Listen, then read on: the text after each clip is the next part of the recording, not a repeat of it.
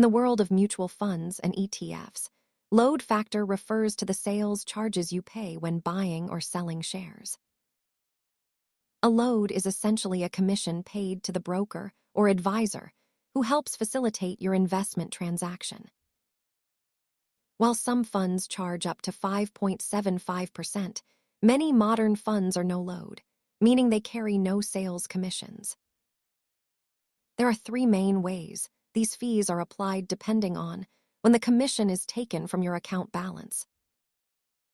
Most retail investors today prefer no-load funds because they avoid the upfront sales fees that can drag down long-term performance.